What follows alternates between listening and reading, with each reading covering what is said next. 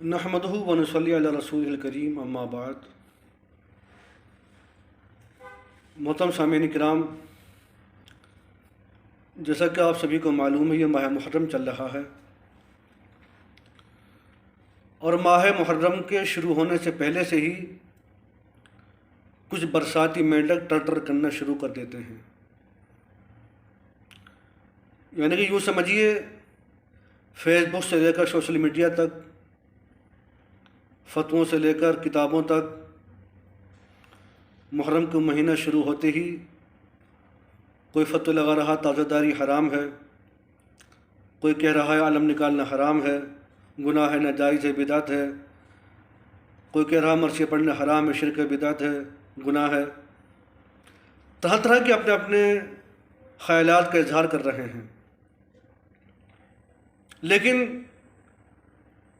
میں نے جو غور کیا، میں نے فتوے بھی پڑھے، کتابیں بھی پڑھیں، اور جو دور زمانہ میں جو سوشل میڈیا چل رہا ہے، چاہے وہ انسٹاگرام ہو، چاہے فیس بک ہو، چاہے ٹویٹر ہو، اور کئی سوشل میڈیا پر جو یہ تازہ داروں کی مخالفت کر رہے ہیں، تو میں نے جو خبریں پڑھیں ابھی تک، جتنے علماء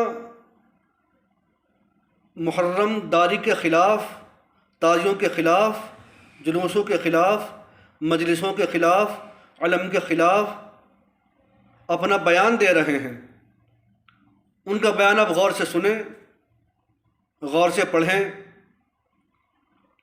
میری نظر سے ابھی تک کوئی ایسا بیان نہیں گزرا جس بیان میں انہوں نے یزید کی مخالفت کی ہو۔ مخالفت کی ہے تو کس کی ہے؟ عزاداروں کی ہے۔ کس کی مخالفت کی ہے؟ جو علم اٹھاتے ہیں ان کی مخالفت کی ہے، جو تعزیہ اٹھاتے ہیں ان کی مخالفت کی ہے، جو ذکر حسین کرتے ہیں ان کی مخالفت کی ہے۔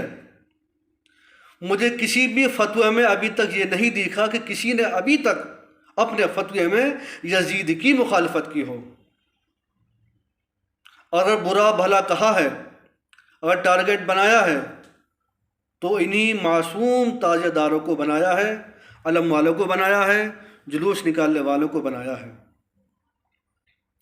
کہتے صاحب یہ شرک ہے، ناجائز ہے، حرام ہے، گناہ ہے، تازیہ ایسا ہونا چاہیے، تازیہ ایسا ہونا چاہیے۔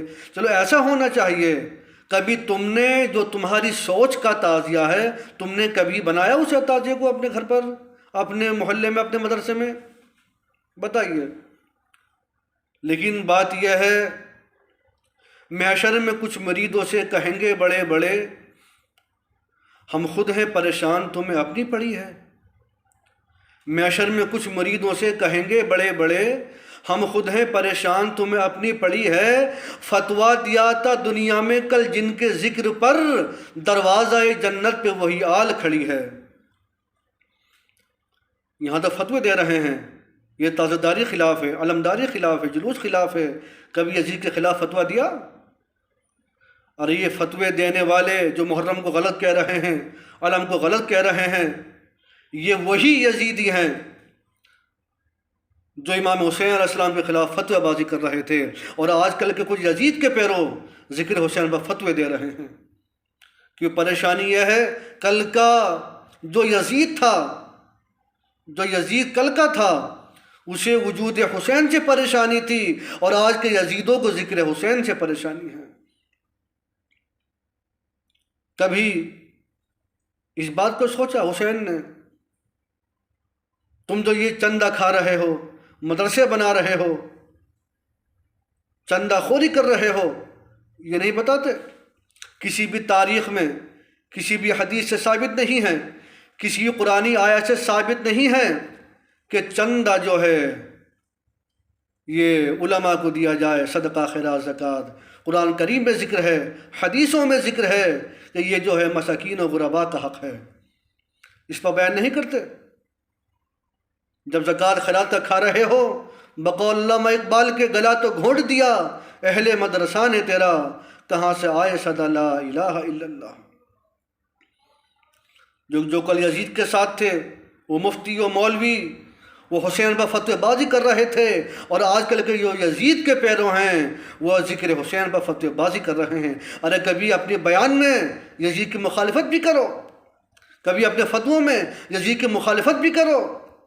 مخالفت کس کی کر رہے ہیں؟ ذکر حسین کی کر رہے ہیں، تازے کی کر رہے ہیں، علم کی کر رہے ہیں، جلوس کی کر رہے ہیں، مجلسوں کی کر رہے ہیں۔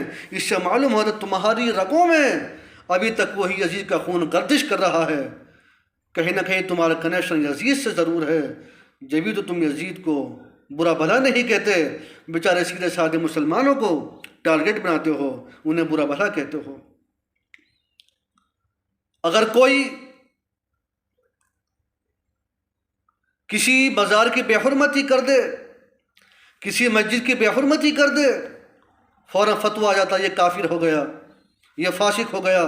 اور یزید نے تو مدینے کو تاراج کیا، وہ مدینہ منورہ جس مسجد نبوی شریف میں ایک نماز پڑھنا ہزاروں درجہ افضل لگتا ہے، اس مسجد نبوی کو پامال کیا، اس کی بے حرمتی کری۔